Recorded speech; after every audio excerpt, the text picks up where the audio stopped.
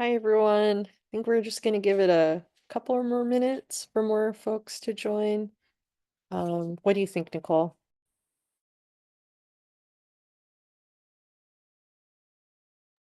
Yeah, that sounds good.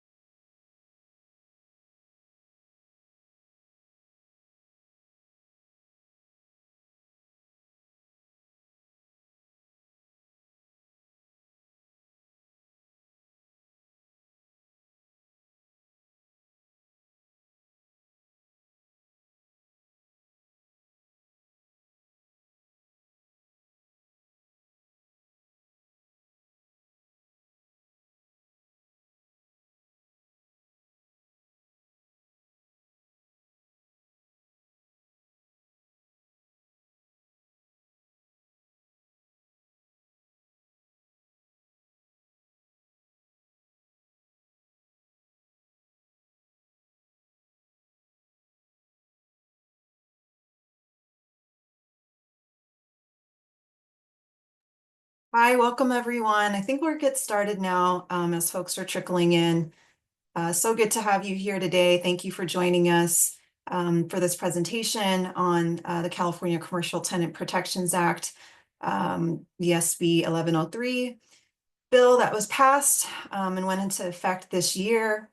We're really excited to share a bit more about the act itself and some of the history behind it, and then also its implementation, which we're beginning to see and interact with more in our advocacy, as it's been a powerful legal right for commercial tenants. And so, yeah, let's get into it. So my name is Hewitt Shankoot, and I'm one of the program directors at the Lawyers Committee. I'm in our Economic Justice program, and I specifically lead up our Legal Services for Entrepreneurs program, which I'll share a little bit more about.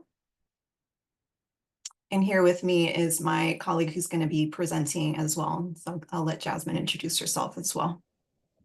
Thanks, Hewitt. Hi, everyone. My name is Jasmine Poyala, and I'm also one of the program directors on the Economic Justice team. I'm really happy to be here and to, yeah, talk about SB 1103, which I had previously led on our policy initiatives last year. So with that, pass back to Hewitt. Yes, let's get started with some introductions as well from all our guests and participants, advocates, legal advocates, community advocates, attorneys, all welcomed. If you could drop in the chat your name, your organization, and what you hope to learn, that would be really wonderful. As we continue to go through the slides, we'd love to just hear from you all and who's all in the room. And yes, we will be sharing the slides after the webinar, and I believe we should be recording this webinar as well. So with that, I'll start off with a disclaimer. All information, content, and this is on the next slide, all information, content, and materials contained in this presentation is for informational purposes only. This presentation is intended to be a general overview of the subjects discussed and does not create a lawyer-client relationship. Statements and opinions are those of the individual speakers, authors, and participants and do not necessarily reflect the policies or opinions of the Lawyers Committee for Civil Rights of the San Francisco Bay Area. The information contained in this presentation is not and should not be used as a substitute for legal advice. No recipient should act or refrain from acting with respect to any particular legal matter on the basis of this presentation and should seek legal advice from counsel in the relevant jurisdiction. Prior results do not guarantee a similar outcome. The Lawyers Committee for Civil Rights of the San Francisco Bay Area accepts no responsibility for any actions taken or not taken as a result of this presentation. And so now that we have that housekeeping matter out of the way, would love to share more about the Lawyers Committee for Civil Rights of the San Francisco Bay Area. Our organization was formed in 1968 to bridge the legal community in the civil rights movement, and it's one of the most enduring civil rights institutions here on the West Coast. And our work is focused on dismantling systems of oppression and building equitable and just society. And to that end, we utilize direct legal services, impact litigation, and policy advocacy model through our 3 program areas: the economic justice program, where Jasmine and I practice, and the program that we direct. And we also have 2 other issue areas: racial justice and immigrant justice. And so our grounding in community and direct legal services, which is carried out in all 3 programs, is what helps us identify the most pressing civil rights issues, and also informs our broader impact litigation and policy advocacy that we undertake. And a really excellent example of that is the SB 1103 advocacy, which we'll share more about, and how that was informed by much of our direct legal services work with commercial tenant clients. And so on the next slide, we'll talk about our economic justice program a little bit more. Just checking the chat to make sure if there's anything else that came through. So our economic justice program is focused on closing the racial wealth gap and empowering low-income communities of color. It was founded in 1997, and our LSC program provides free transactional legal services to low-income individuals, immigrants, refugees, all starting businesses, or to those who are seeking to invest in economically distressed communities in order to promote more inclusive and equitable economies. And some of the issue areas that we work in our LSC program is entity formation, contract drafting and review, corporate governance issues, and a big body of our work in-house is our commercial leasing practice. And so I just want to make a note about the commercial leasing work that we do, which is very much place-based here in the San Francisco Bay Area, and just recognizing the dearth of free and low-cost legal assistance that's available to low-income entrepreneurs and small businesses that have been impacted by the just history of economic disinvestment, in particularly the context of gentrification and displacement here in the Bay Area in particular, makes our commercial leasing advocacy practice even more essential in order to build a more inclusive economies that then yield, communities that are thriving and whole. And so to that end, we carry out workshops like this, trainings for other pro bono attorneys and partners in the work, and then as well as trainings and legal educational workshops for our client communities in partnership with our community-based organizations. And we also provide periodic clinics and consultations, brief consultations, to entrepreneurs and small business clients who are seeking to sit down with a small business attorney or transactional attorney and get some advice on a specific issue in a limited scope capacity. And then we also work in limited situations on longer term representation matters through our pro bono attorney matching program, which we're very also excited to share more about today as we invest in legal fellows and also support our network of pro bono attorneys who help us sort of in this fight. And so, yeah, we're very excited as well to have your involvement as potential partners in this work and sharing a little bit more about what that might entail. Next slide. And so for today's agenda, just a little bit of a flow of show. So we're going to be sharing some background information about SB 1103's advocacy, as well as some of the work that we do in the Legal Services for Entrepreneurs program, and opportunities to plug in as well for volunteers. And we'll also talk about the before and after effect of the SB 1103. And then as well as the implementation of those protections here on the ground. And then we're going to conclude with an opportunity for question and answer. So we'll save the questions till the end. Feel free to drop your questions in the chat as well. If a question arises for you in the moment, feel free to drop that there so that we can come back to it at the end.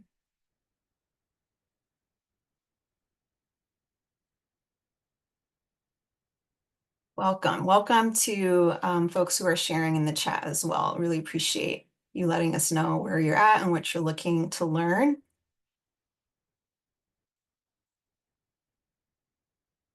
Awesome. Okay, so background information. So sharing a little bit about our small business clients, which I'd mentioned earlier.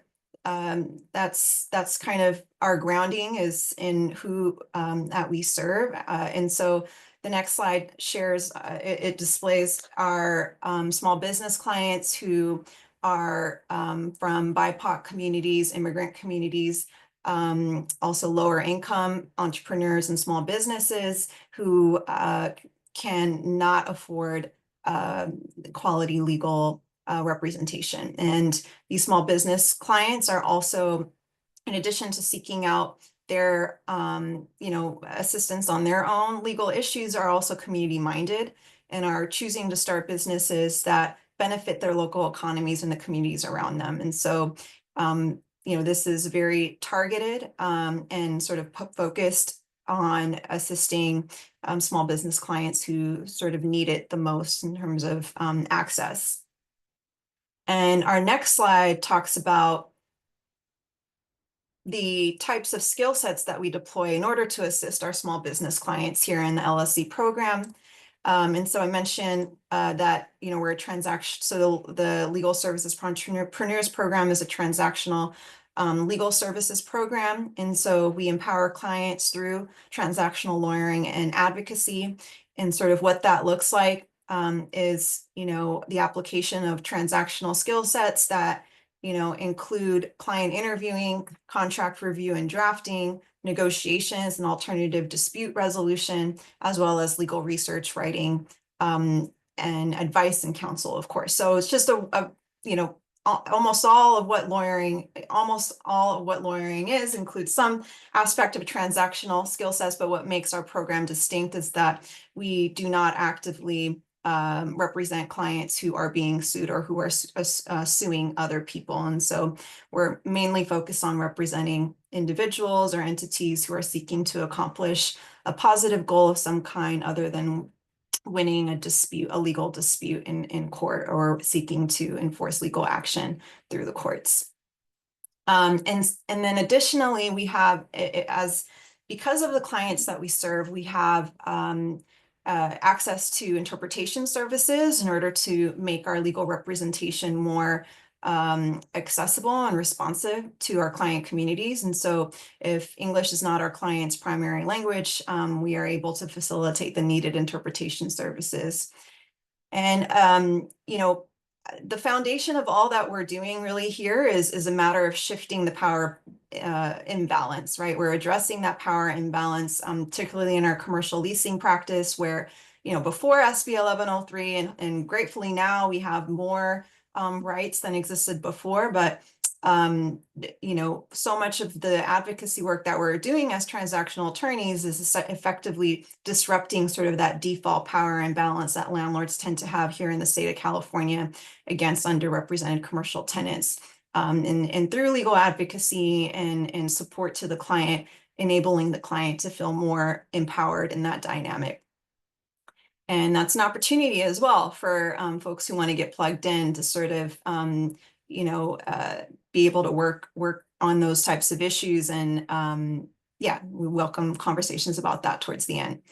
And then at the next part is about really meeting with working together with the client in partnership through the legal representation to achieve the client's goal and expectations. And so much of the initial meeting with the client and consultations is a matter of setting the goals and expectations of the outcome of legal representation in order to inform the client of the opportunities as well as the limitations of what they set out to, achieve in their particular legal matter. And so it is very much a partnership with the end goal being empowerment.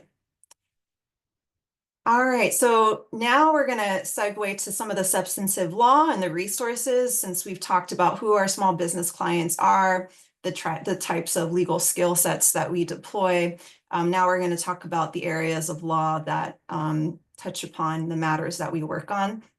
And so with respect to the context of commercial tenant advocacy work, we the primary aspect of law is the California statutes and case law. And so prior to SB 1103, this slide looked a lot different before, the enactment of this law, where it's just like there's nothing out there, basically. We have residential tenant protections here in the state of California that are very powerful.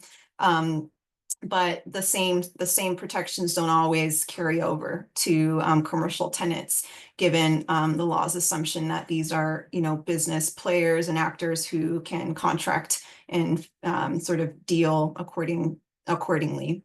So, which is not always the case, as we know, and we'll talk about the vulnerabilities actually that underrepresented, more marginalized small businesses and entrepreneurs, especially in economically distressed communities, face. And so that was the error that SB 1103 was correcting. And so we look to the California Code of Civil Procedure as well as commercial real estate laws to inform our advice and counsel. And then also the main thing really is contract law. So it's the commercial lease agreement, and even still now, the commercial lease agreement it tends to be the primary source of law that creates and enforces the rights and obligations of the parties, which is why our commercial leasing practice is so important.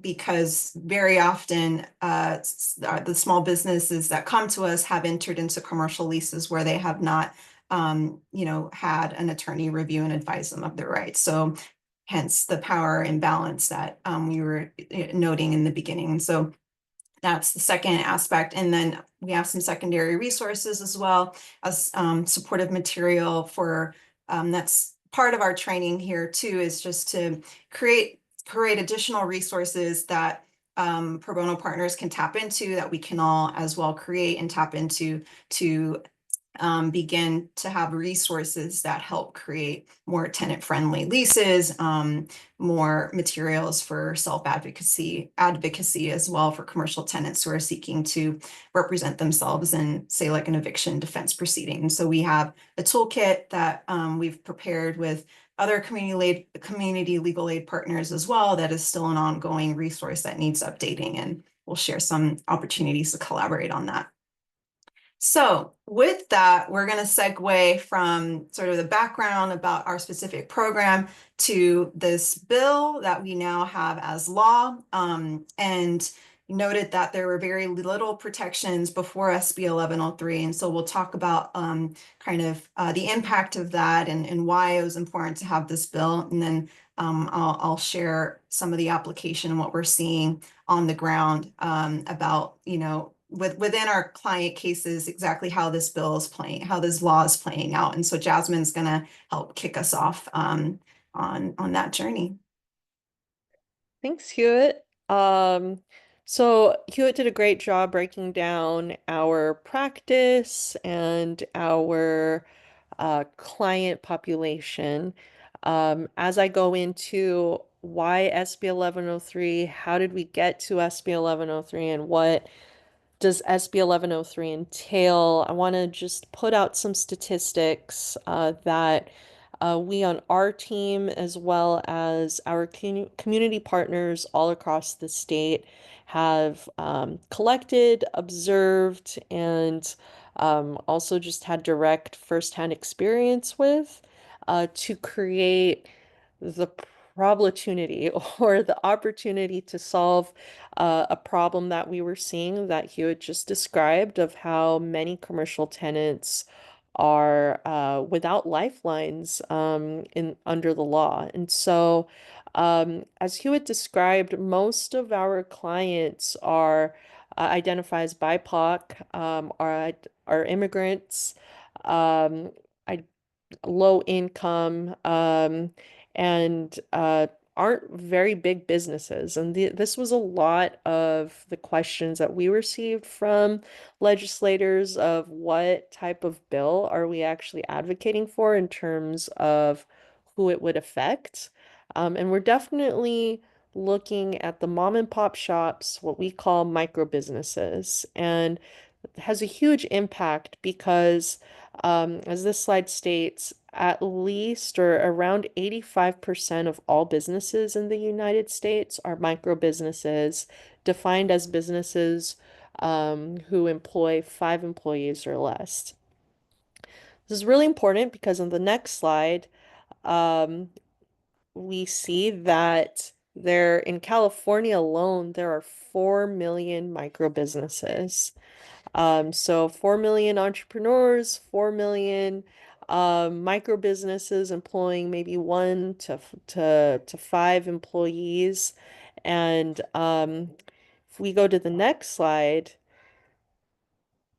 2 million jobs. If we think about if just only half of the micro businesses in California hired one person, 2 million jobs would be created. And so we think about that economic engine of micro businesses in California and how it would just have a ripple effect in the communities that we serve. And one of our state partners, the Cameo Network, based on 21,000 of their members and their research, they concluded that there would be $1.5 billion in economic, or there has been $1.5 billion in economic activity through just micro businesses engaging in business alone, raising state revenues, also decreasing demand for government services, and putting more money into local and state economies because studies have shown that micro businesses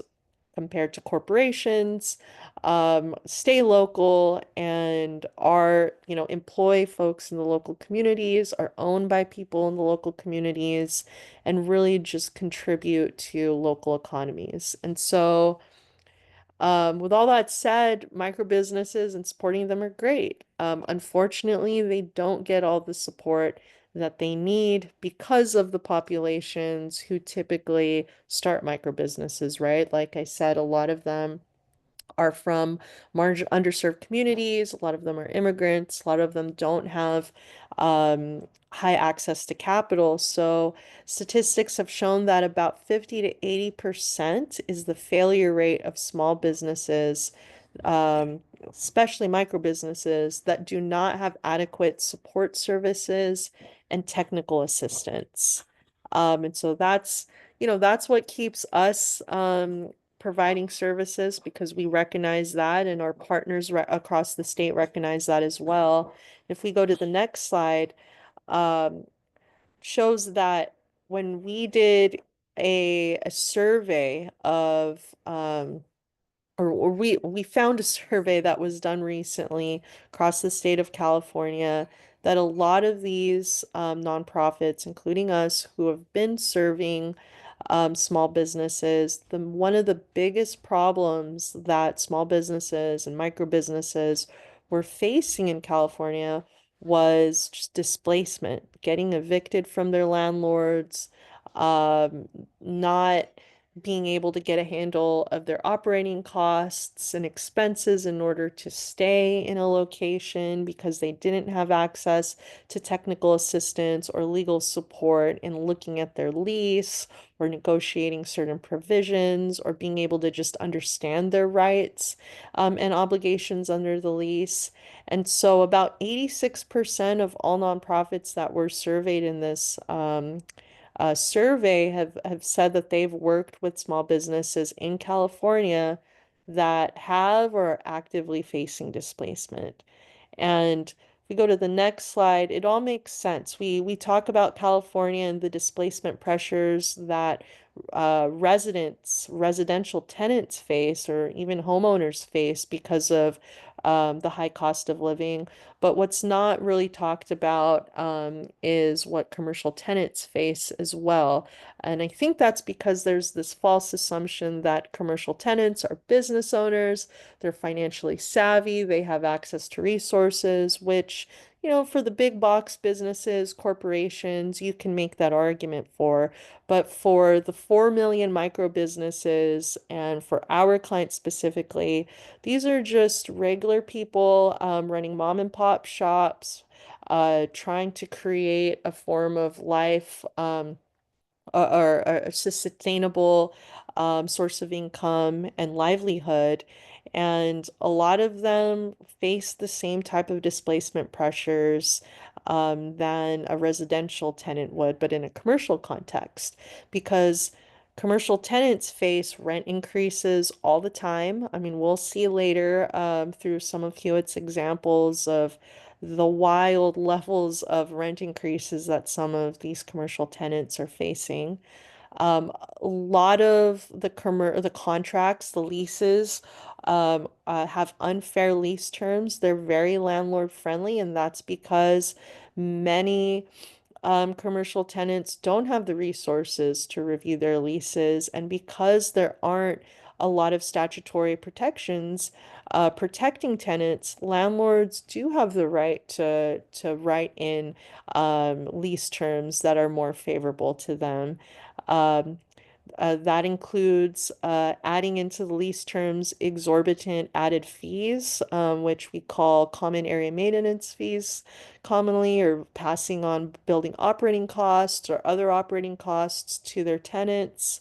And oftentimes our clients just sign off to these terms because one, they haven't thoroughly reviewed or understand the extent of these added fees, or two, these leases are just so long and so convoluted that um, added fees aren't often made clear to tenants, especially when you pile the possibility and the very common occurrence of business owners having limited English proficiency.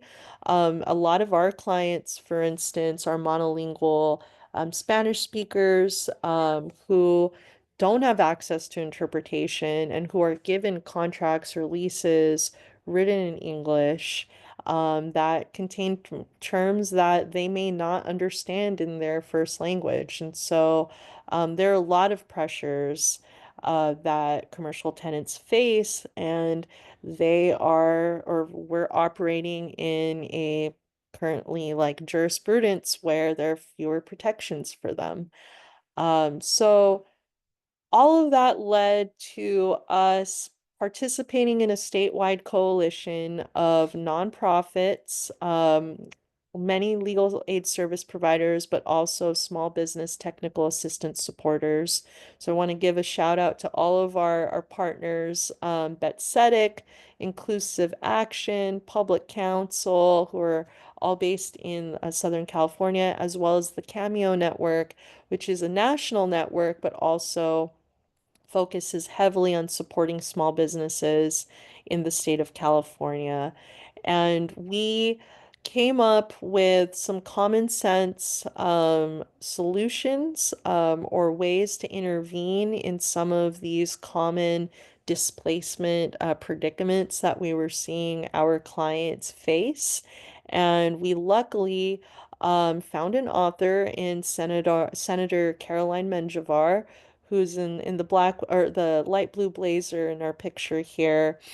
Um, who, whose parents were street vendors, small business owners, themselves in Southern California. So she really understood the plight of micro businesses. We had our clients come up and to provide expert witness testimony and to advocate on behalf of the bill.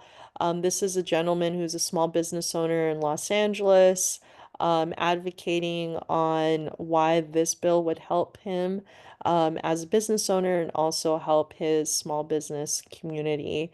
And luckily, the bill was passed back in September 2024. A lot of advocacy needed. There was a lot of pushback from the California Realtors Association, small chambers of commerce, and but ultimately the legislature saw how these solutions were just common sense and made it fair for tenants in a very unfair landscape. And so the law went into effect on January 1st, 2025. And now that it is in effect, we are on a campaign really to make sure that everybody knows this. If you interface with landlords, if you interface with tenants, commercial tenants, we want to make sure everybody knows what their rights and obligations are under this new law. So, with that said, I'll kick us off on the substantive. What does SB 1103 actually do now that we've understood why it was so necessary and how we got to this place? So, first and foremost, SB 1103 is very narrowly tailored, and this is because we had to figure out how to pass the law, right? And um, our coalition and our clients concluded that it was better to have something than nothing, given the status quo prior to SB 1103. And one of the biggest pushbacks that the California Realtors Association, as well as Chambers of Commerce, were pushing back on how expansive this law would apply. And so we made it very clear that our clients and the folks that we were very concerned about were micro businesses from, as we described, what type of communities they came from. And so we had to write out in the law what a qualified commercial tenant is, because we made it very clear that we're not trying to provide rights to big box stores or to corporations who already have a leg up on our clients as it is. So we had to really make it clear, who are we helping here?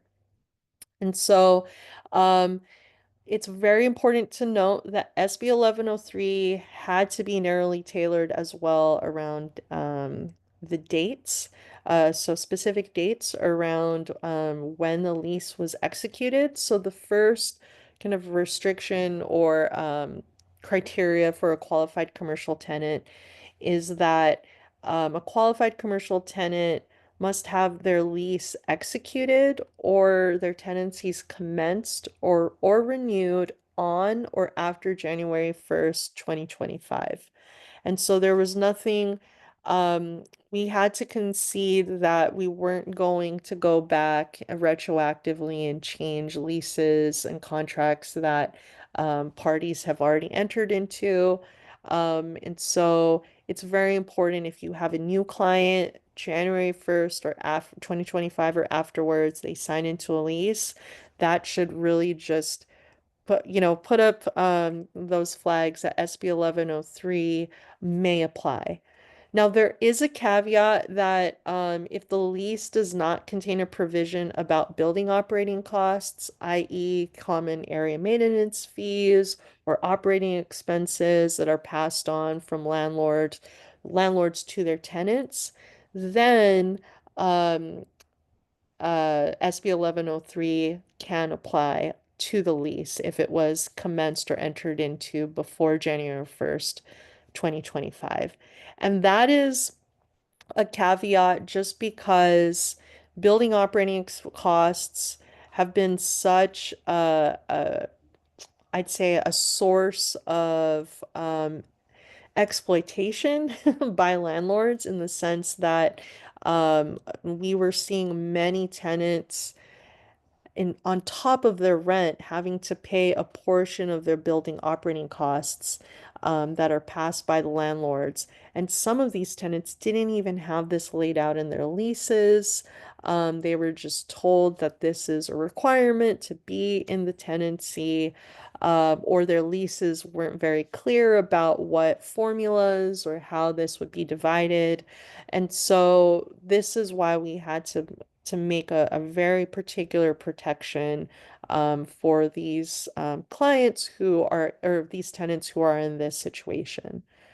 Another vulnerable kind of population that we were able to advocate for and get them qualified commercial tenant status are tenants who are on month-to-month tenancies. So that's another thing. A tenant can be a qualified commercial tenant regardless of when their lease was entered into or commenced, as long as their tenancy is month to month.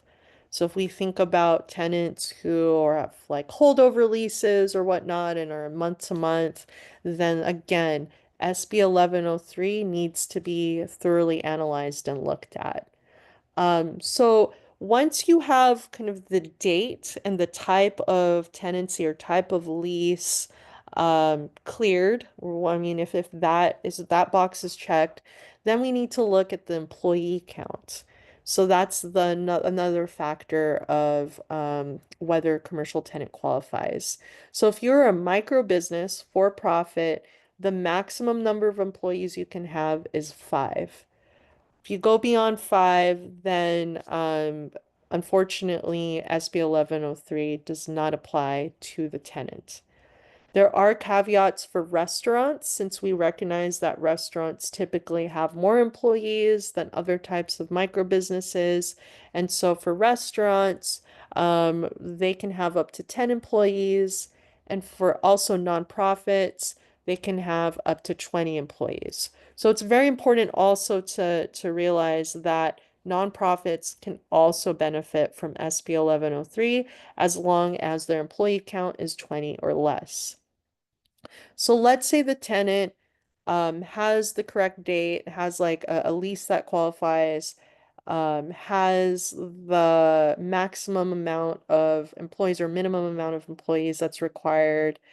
Um, the third thing that a commercial tenant needs to do in order to be considered a qualified tenant and avail of SB 1103 rights is what's called self-attestation. The qualified commercial tenant must notify their landlords in writing of their qualified status. They must include the number of employees they have before or after, or before or upon execution of the lease. So again, that only applies if the tenancy um, is more than week to week or month to month.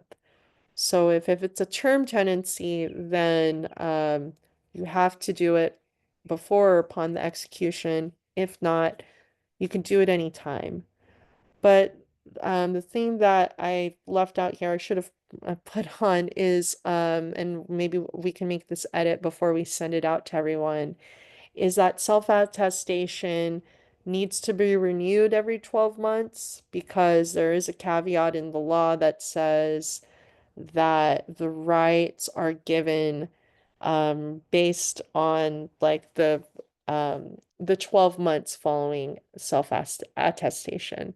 And so that's something to know if you're advising a tenant that yes, you could self-attest one or upon lease, but just make sure that every year you're self-attesting. And that's because employee counts can fluctuate. And so they're, they just want to be sure. Landlords just want to be sure that you can still apply. So what does self-attestation look like? Hewitt provided a great example here. it could be a letter, it could be an email for us as long as well as we know it, since the language is a bit expansive. It just says in writing. And so in this example, it just says this letter notifies the landlord and includes the address that, in this case, ABC Worker Co-op is a qualified commercial tenant because it operates a micro enterprise. It states kind of where the section of the code is with five or fewer employees, and it specifically states that it has 5 employees. And so as long as you have that specific attestation of the number of employees you have, um, then that works. And so this is just one example. This is an area where we could definitely use, pro bono support as well as working with community partners on just helping tenants do this part of the law in order to avail of the SB 1103 rights.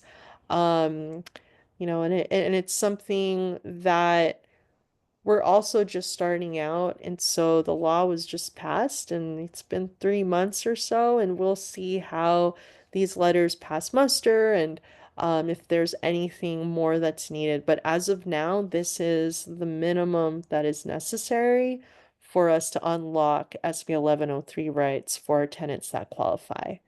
So we'll go to actually, yeah. So now that you've unlocked those rights, what are those rights? And Cheryl, I see your question. We will answer the questions at the end of the presentation, but thank you so much for leaving in the chat. If anybody has any more questions, just feel free to list them, and Hewitt and I will get to them line by line. Um, so what are those rights that we unlock once, we can self-attest or help the tenant self-attest? Well, there's 3 buckets. There's language access, extended notice, and lease transparency. Again, the whole goal was to help tenants fight displacement. And so one way we did that was we made sure that um, tenants had rights to the language that they are most comfortable in and speak, that they have extended notice or landlords have extended notice requirements to give them more time in order to negotiate with their landlords or possibly figure out how to move to a better location, as well as lease transparency standards that would help tenants not get into leases where they're tied up in paying for or helping to pay building operating costs. So I'm going to start us off with language access and then pass it on to Hewitt. But language access, essentially what we did here was we just amended an existing law, a California Civil Code section 1632, to require that already requires written translation of contracts and legal agreements, but we just amended it to require written translation of commercial leases. So it had residential leases. Now we added commercial leases. And it requires written translation of these leases that are negotiated in the 5 most common languages spoken in California. That's Spanish, Chinese, Tagalog, Vietnamese, and Korean. Um, in California Civil Code Section 1632, there is a caveat where um, a tenant can waive their right to a written translation if they have an interpreter. But for commercial leases, we were able to negotiate that um, it doesn't, like, a tenant must have it in written translation, even if they have their own interpreter. So we disallowed waiving that right, and that was because we believe that the commercial leases are so complex that even with the assistance of an interpreter, that it's more fair to tenants who aren't English proficient to have a written translation of their lease as well. And so I think that's an important and powerful right that tenants have. And also, yeah, something that I think if you have a monolingual client, speaks any of these five main languages, I think it's very important to help them enforce this right. So with that said, I will pass back to Hewitt to get into extended notice rights from SB 1103. Thank you, Jasmine. And also thank you to all our participants for these excellent questions. We look forward to having a conversation on each of them towards the end. We have about 10 more slides to get through. So keep those questions coming and we'll have a log for them to address later. And so, yeah, so just kind of continuing here with some of the other protections that SB 1103 affords to commercial tenants. We have extended noticing rights where the specific provisions in the California Civil Code, Section 827, were amended to if the rent increase is greater than 10%, then landlords must give qualified commercial tenants at least 90 days notice before the effective date of a rent increase. So that's a complete game changer, as that did not exist in the law whatsoever. And if the rent increase is less than 10%, then the landlord must give qualified commercial tenants at least 30 days notice before the effective date of that rent increase. And then with respect to termination, so the noticing rights were amended in California Civil Code Section 1946.1. And so the landlord must give 60 days notice prior to the proposed date of a termination. And so these are month-to-month tenancies. It includes really something that did not exist before for month-to-month tenancies, which is one of the incredible values of this law. Because, you know, prior to this law, it was 30 days, but even that could be, you know, there were some caveats around that. And so the 60-day noticing for terminations is just, we'll explore how that's actually changed some of our, how it's actually empowered our advocacy efforts already this year and just the past couple of months. And so if it's a qualified commercial tenant, however, this is the caveat, if it's a qualified commercial tenant who's occupied the property for less than 1 year, then the landlord must give 30 days notice prior to the proposed date of termination. So that's creating more rights for commercial tenants who have occupied the premises for less than 1 year. If they're on a week-to-week or month-to-month, but it's less than 1 year, they'll get 30-day notice. There's a 30-day notice mandate for landlords to provide tenants before they can terminate that periodic tenancy. And so let's get into some applications from actual cases that I've worked on, that we've worked on.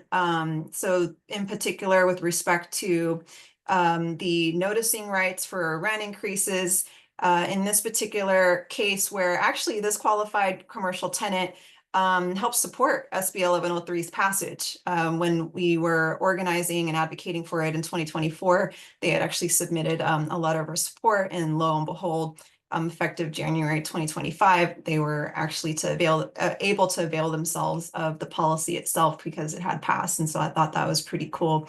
But yeah, it's just an example of how SB 1103 has really been changing the legal landscape for our commercial tenants. And so for this particular client, this was an interesting case where we were working with a family and Black-owned hair salon in the South Bay. It was which is underrepresented. It's a population of underrepresented, underserved communities of color. And so in this particular case of the addendum, as you can see here, which was dated August 1st, you know, the client was dealing with a really wildly egregious rent increase that the landlord was seeking to dictate by an addendum to a fixed lease that had expired, and that the tenant was in the interim in a month-to-month tenancy. And so in this particular case, the client had actually contacted the legal services for entrepreneurs. After speaking to actually a couple of other attorneys who effectively told her that, well, there's not much that you can do. You know, if the landlord wants to increase your rent, that's their prerogative. And you as a commercial tenant just have to decide whether you want to pay the rent or leave. There's not much that the law can do. However, the issue here is not only that this was a dramatic rent increase, totally egregious rent increase. It was also there was potential discriminatory discriminatory rent hikes happening here, because this was a person of color, a Black-owned small business, the only Black tenant in the building, who was now facing, and in sort of the next sort of, you'll see now, if just indicate that this was actually a 271% rent increase. The client was paying, effective at that time, the rent was $1,995. And so the landlord wanted to raise the rent to $5,400, almost tripling the former rent, right? Without any notice, sort of wanting to do this just by virtue of an addendum. And there was not much of opportunity here to negotiate, or opportunity for the client to have a say, because, you know, landlords operating under the assumption of the prior regime that, you know, either take it or leave it, that there was no protections for the tenant. But through our work with the client, we were able to negotiate and assert the 90-day notice requirements that the client was actually entitled to, being that this was effectively a month-to-month tenancy that the client had entered into, and it was after you know, it was after January 1. There was a little bit of finagling and wanting to, in some ways, delay the process even on our end, as we had started working with the client in 2024 and exploring the possibilities of having more leverage after the 1st of January with SB 1103 coming into effect. And so really seeing it on the ground play out, you know, as you know, as of December 31st, 2024, you know, there was no statutory noticing requirements for these egregious rent increases, right? But then as of January 1, we were able to lean into that 90-day requirement for the 10% plus increase, which in this case was just out of control, right? And so long story short, the outcome of this case is that we were able to negotiate a fairer rent that was less than 10% increase of rent, and then also with lease terms that were favorable to the client was happy about, and sort of the commercial tenant protections included in SB 1103 really allowed us to leverage our negotiation services for the client. And you know, I think that's just a really great example of how even a law that is tailored in some respect can have a really powerful effect for those of us who are working with commercial tenants. The next slide will show us an example of the value of the extended noticing for the termination of month-to-month tenancies. And so, you know, in this case, you know, we were working with a client who was seeking to negotiate lease renewal, kind of similar dynamics, which is why, again, we emphasize how SB 1103 is really a game changer for month-to-month tenancies, clients with month-to-month tenancies. And so here, January 10th, 2025, well, the commercial landlord says the commercial tenant whose fixed multi-term lease had expired. And so this was, you know, the month-to-month tenancy, or rather the fixed term lease, which was for more than 1 year, had expired, and then it converted to a month-to-month tenancy per the leasing arrangement. And so here you have the landlord, you know, sending this message, which we modified a little bit, make sure to take out confidential information, but effectively, the landlord says, moving forward, you know, dear commercial tenant, moving forward, please note that a month-to-month implies you as the tenant are not bound by a lease, and neither is the landlord. A month-to-month rental agreement means that as the tenant, you will be able to give the landlord a 30-day notice, and you will be free to vacate the space and be released from the rental agreement. Likewise, the landlord can give you as a tenant 30 days notice to vacate the space. Additionally, the landlord will need to be given access to show the space to other prospective tenants when the need arises. Sincerely, commercial landlord.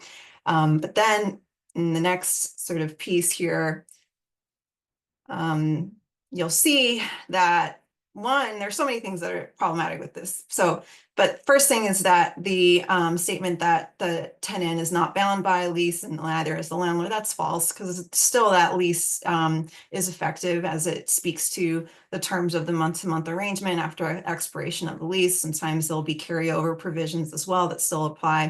But then now we have SB 1103, right? And so there are statutory protections, which is what, every little bit counts in this work, especially when you're dealing with just contract law. And so the statutory protections are in effect. And so that's a false statement. And then the next thing, highlighting the landlord's just wild misinformation at this point of time, given SB 1103's enactment, is that the landlord gives the old rule, which is the 30-day notice noticing for terminating month-to-month tenancies, which is false. It's 60 days. And so we were able to leverage that additional noticing period for more time, so the tenant could explore their other possible solutions and options for their small business if they wanted to stay or if they wanted to explore other possibilities. Ultimately, here the parties settled on a long-term lease for that specific premises. So they, the client, though, came to us at risk of displacement, which is true of the other case, and Jasmine mentioned this too. Most of the clients who come to us are all at threat or are facing potential displacement because they've been served this shocking news of a termination notice or of a rent hike and sort of are left without options or without time to explore their options and be in a more sort of empowered, grounded state to conduct their business affairs. And so that's the value that SB 1103 brought here, was to bring a little bit more balance to the power dynamics to enable the tenant to negotiate from a position of asserting their voice and more control in the leasing process. The next slide will be so we'll talk now.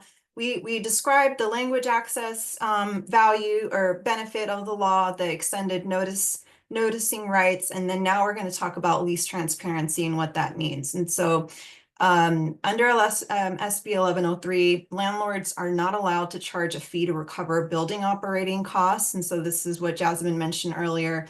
All the expenses and costs related to, building operations, ownership, as well as the common area maintenance, property taxes, property insurance, all these bundled in. Sometimes there might be carve outs, but in general, kind of just broadly described as building operating costs here, and makes leases that are triple net leases extremely expensive for small business clients who are not prepared and aware about that additional rent obligation. So what it does here is that the costs that are allocated proportionately the costs must be allocated proportionately per tenant or by square footage or another method that's substantiated through supporting documentation. So there's got to be a method for allocating those costs to the specific tenant relative to the other tenants in the building, the square footage. There's got to be some process for calculating that. And that's important because it was not always the case that was clearly laid out in the lease. And so that's another thing that, we see often is clients asking us to review their leases that they sign, that, somewhere hidden in the lease is some mention of building operating costs, but there is not a clearly outlined process for the allocation of that burden for the tenant, financial and legal burden for the tenant. Next is that the costs have been incurred within the previous 18 months or are reasonably expected to be incurred within the next 12 months based on reasonable estimates. So there's there's guardrails in terms of the eligibility of the time frame that landlords can seek to recover costs for. And so that parameter, again, is a really valuable thing to have now that didn't quite exist before. And then the next thing is that landlords have to provide notice before the lease is executed, stating that the tenant may inspect supporting documentation of building operating costs upon request. The supporting documentation aspect, again, was not something that was prescriptive. It was just an option and something that, you know, if you were lucky and were able to advise a client through that process before signing the lease, you could try to negotiate to get that into the lease, but it was not an obligation by law. And so now we have this, which is great. And then the next part of this too is that with respect to written requests submitted by 30 days, the landlord has to provide supporting documentation. So if the tenant seeks to contest or has a question or just wants to be informed, they also have a right to submit a request of information and for specific aspects of building operating costs or what have you, and that the landlord has now to provide the supporting documentation, whereas before it was very much a battle trying to get that documentation because it was not always it was not always a requirement under the lease that that type of accounting be provided to tenants.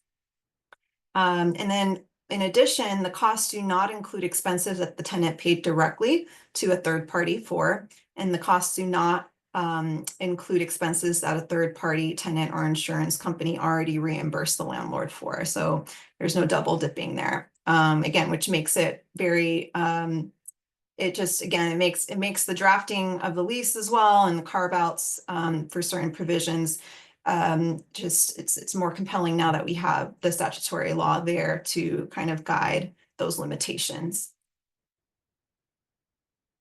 All right, so the next slide. Okay, so just a bit of a summary. So the landlord cannot charge building operating costs until they provide supporting documentation to the client. And so if you have building operating costs, then there's a contemporaneous responsibility, the obligation for the landlord to provide the supporting documentation. Again, building operating costs are incurred on behalf of the tenant for the operation, maintenance, or repair of the property. Usually these are ownership costs that the landlord seeks to pass on to the tenant. And include things like maintenance for the common areas, the utilities that are not separately metered for the specific premises, the property taxes and real estate reassessments as well, which is a whole nother vulnerability that happens, especially when assessments occur at change of ownership here in California, which it's been really problematic in some of the work that we've seen. But anyways, the next part, so just some descriptions of the type of supporting documentation. You know, the dated and itemized quotes, contracts, receipts, or invoices from a licensed contractor or provider of services that includes how the costs are allocated and the landlord signed and dated attestation that the documentation and costs are true. So, you know, landlords just got to do their record keeping, basic record keeping for running a business and ensuring that they can show their work for the math, make sure the math adds up. And so that's just offering transparency for the tenant and also for the landlord for things to be clearly laid out. And so a landlord's failure to comply, and this is another valuable piece, failure to comply with the documentation requirements may be used as an affirmative defense for a commercial tenant in an unlawful detainee action. And so this is, again, just underscoring the seriousness of this obligation. And yeah, the note about affirmative defenses too is something to keep in mind. And I'll end with an example of this on the next slide, sort of how I've seen this come up in my work already. Just a couple weeks ago, I was able to assist a client in finalizing a lease negotiation. So they're happy about moving into a commercial lease, a commercial space with a commercial lease that has adopted the SB 1103 protections with respect to the building expenses and the accounting for that. And so here's an example. And this particular client too is a worker cooperative restaurant who offers community space, a commercial kitchen shared space for immigrant and refugee and BIPOC chefs and food businesses really doing amazing work here in the Bay Area. And so they just entered into a long-term lease. And so their provisions around the common area maintenance fees, here's an example of how we were able to incorporate effectively including into the lease the reference to the commercial tenant protection law, and asserting that the landlord has to provide the tenant the supporting documentation. Yeah, so you can read it for yourself there. What was interesting here is the the landlord's attorney, when turning around the lease, had made it subject to the commercial tenant qualifying as a qualified commercial tenant, effectively, so long as the client is a qualified commercial tenant, that this provision would be in place. And so I thought that was a little savvy on their part, even though I put them on notice about the law. They recognized that piece. And I think this might speak to some of the questions in the chat too, which we'll talk about later, that it is true that the sort of eligibility is dependent on again, the commercial tenant being a qualified commercial tenant under the law. And so those parameters are still there. All right, so that wraps up sort of the SB 1103 in practice, just some of the issue areas that we're seeing now and the application of the law, which we're still learning, and we're still kind of evaluating those gray area questions or any issues that might need to get cleaned up, or obvious loopholes that might happen with policies that are in place. And so I think that's why the conversation later around application is going to be really, really great for us. But with that, I will let Jasmine kind of bring us to the end of our presentation with some discussion around looking forward. Thanks so much, Hewitt. So looking forward, we want to implement SB 1103 and also build momentum for commercial tenants. We definitely see SB 1103 just as a start, and just as kind of the beginnings of a foundation of convincing our policymakers that commercial tenants need rights too. So, where do you all fit in as potential volunteers, partners of LSC and LCCRSF? Well, go to the next slide, please. We'll see that we have regular volunteer opportunities with LSC, to either review or draft leases, to flag where leases might benefit or might qualify for SB 1103. And if they do, then helping clients with self-attestation. So writing letters, providing notice to landlords. I know there's some questions around that we'll get to. But those are very concrete ways that you can be involved with LSC as well as implementing SB 1103. And like Hewitt said, through application of the law, seeing what works and seeing what might need to be changed or fixed, and kind of also seeing what or how landlords are responding to these rights. We also have an upcoming commercial lease clinic this year. Um, not quite sure with our dates, but maybe our program manager, Nicole, can fill us in later. But we do have clinics every month, and those are all opportunities for you all to volunteer, and maybe not to provide services, but maybe if you're providing services to your own clients, and just want to learn more about SB 1103 in action, I think volunteering and shadowing attorneys be a good or us, like in terms of our experience around SB 1103 and our background with it, can be a great opportunity for you to just have hands-on learning and experience. So if any of these opportunities seem of interest to you, please contact our program manager, who was unable to be here today, but maybe many of you know, if you RSVP'd for this webinar, but Anna Vargas Lau, her email address is there, and she can connect you. But we'll go to the next slide. Just want to reiterate that SB 1103 is just the start, and give a shout out to the team who was very involved in the statewide advocacy.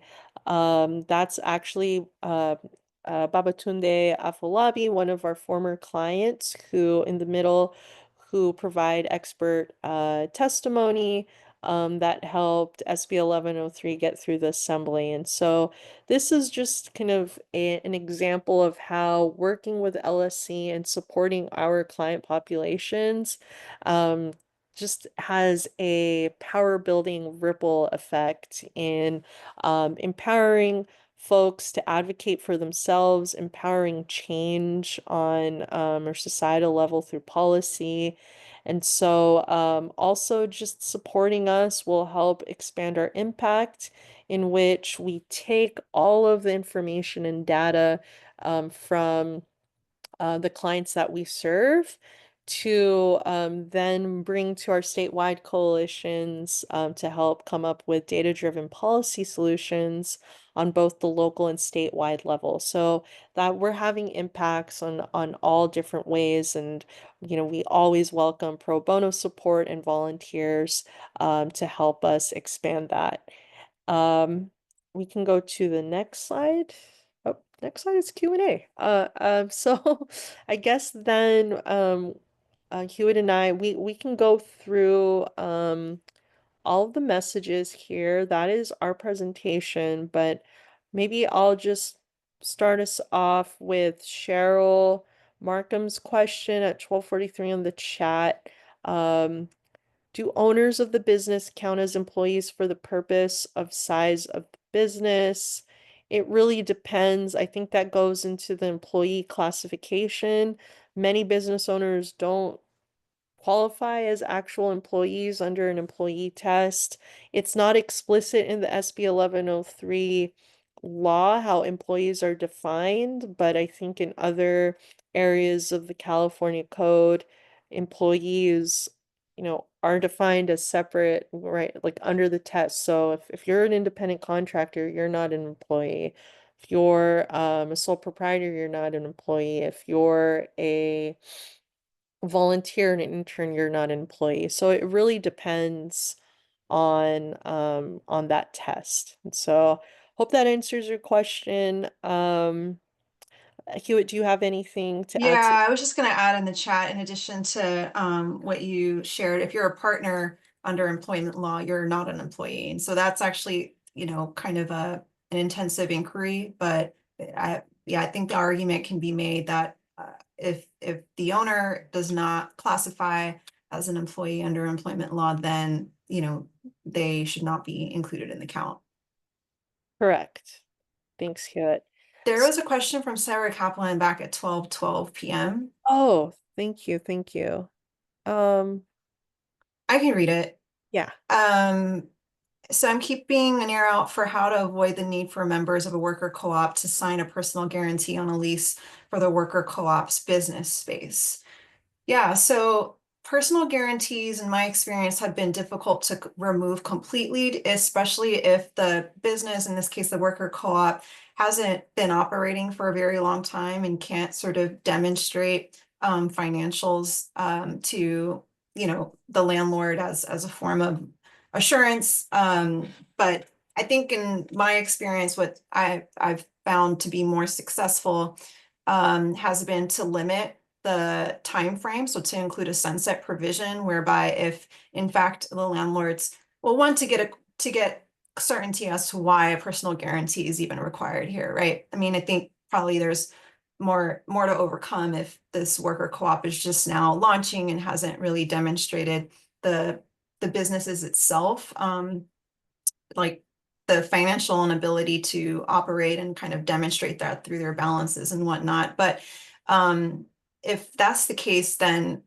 one way to kind of approach it is just to ask for a sunset provision whereby after the first year or within the first 6 months of successful payments, timely payments of rent, that should be sufficient assurances for the landlord that in fact the co-op entity itself can undertake the legal and financial responsibilities and sort of make good on their promises under the lease, and then have the personal guarantee removed. I've been able to get that on some of the leases that I've worked on for clients when personal guarantee was presented. But yeah, I do think that's important to just dial into and see if there are other trade-offs or ways in which to address the landlord's concerns, if they are valid according to the perspective of the client or the worker co-op, and then how valuable the lease is, if there are other things to trade.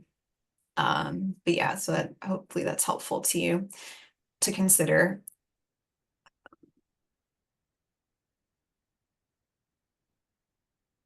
Okay, and then we have, some great questions about advocating in DC. Thanks, Cheryl, for your question. So I'm interested in the legislation and potential to bring similar legislation in Washington. Also interested in intersections with co-op businesses and do the owners of the business count? We already addressed that part. So maybe the first part, Jasmine, speaking a little bit about the advocacy.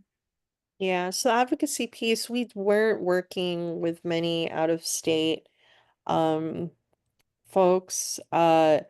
We did do a kind of a scan of states across the nation to see if anyone was had commercial tenant protections.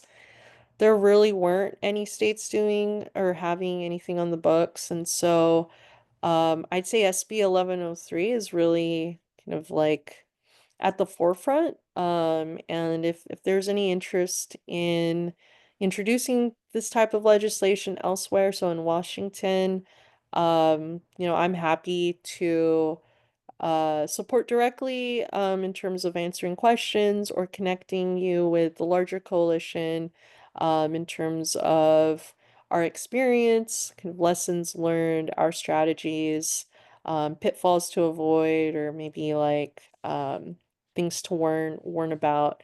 But for the most part, I'm not aware of any advocacy outside of state.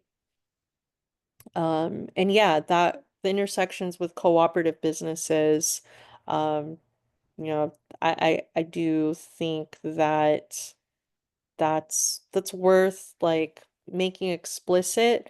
I know that a lot of the cooperative businesses that we've worked with fall under the classification of the micro businesses or restaurants. Many of the co-ops that we work with don't have more than 5 or 10 employees in those different contexts. So, we just saw it as okay, well, we're helping those clients too.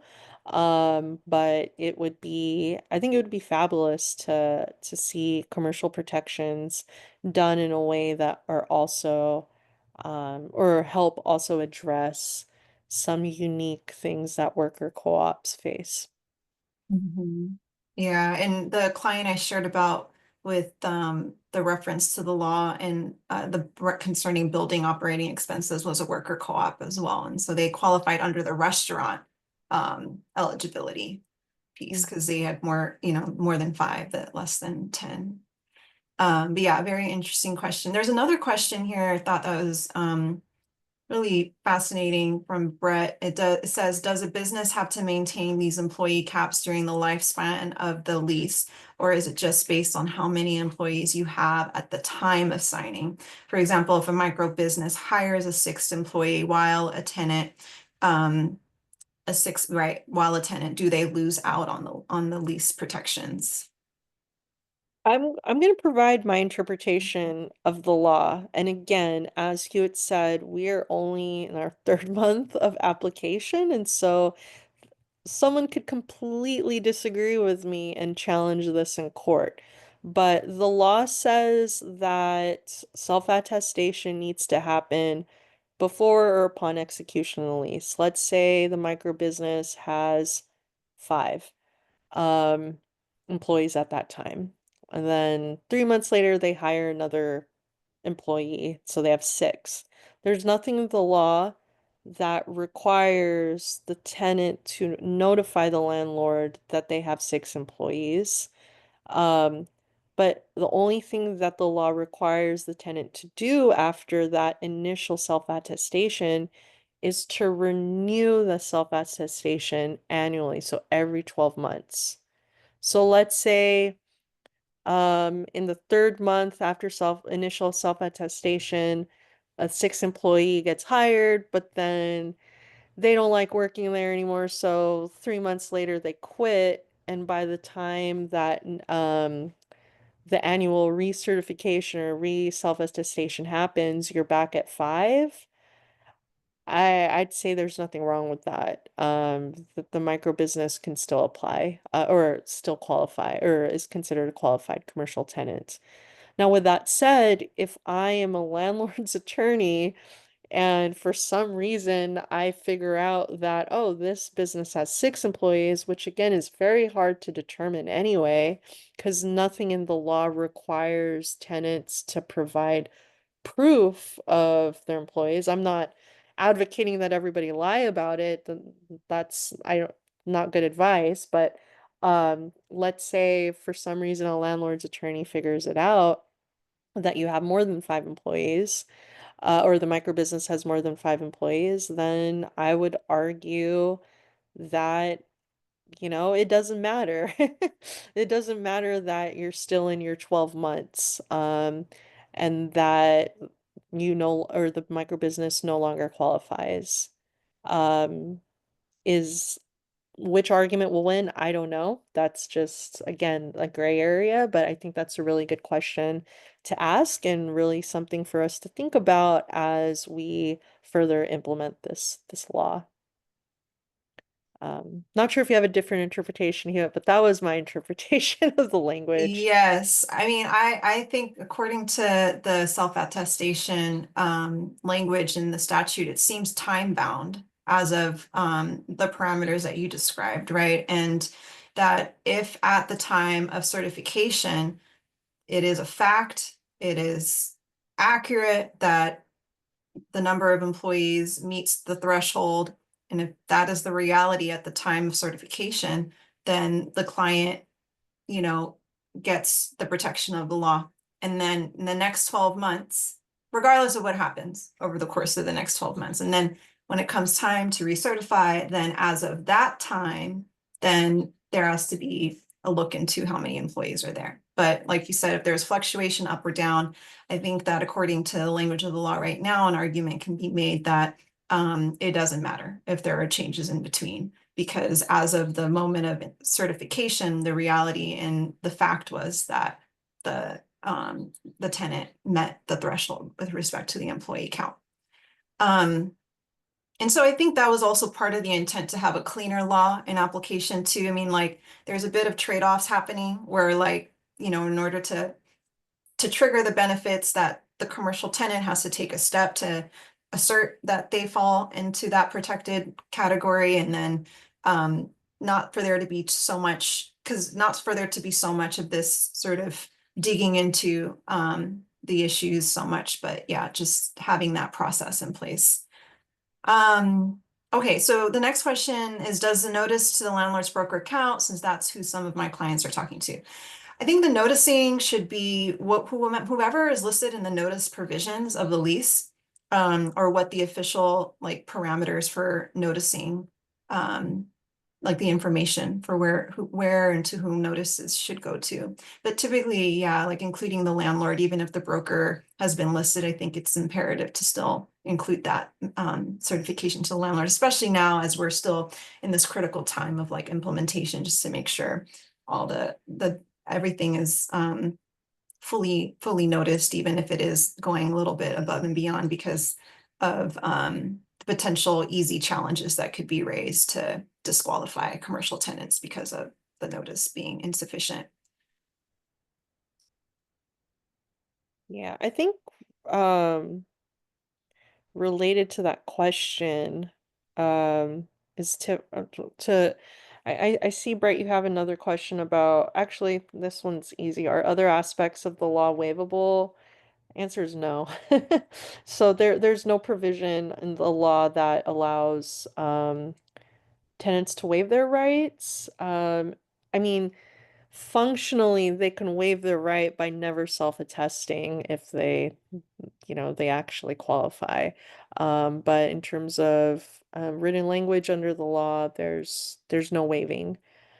Um, then that goes to Tiffany's question that's related to what you were just talking about around language compliance. If a broker who speaks the language is handling negotiations, um, I guess, uh, I guess is the question then, does notice to the broker count? Sorry, Tiffany, if I'm misunderstanding your comment here. And Hewitt, I don't know if you've Yeah, I think it does the if you interpretation translate requirement that. or the translation requirement. That's how I Yes. understood the question. So if the lease is negotiated in one of the five main languages, then the tenant is entitled to a written or lease that is a written lease that is in the language it was negotiated in. So again, it's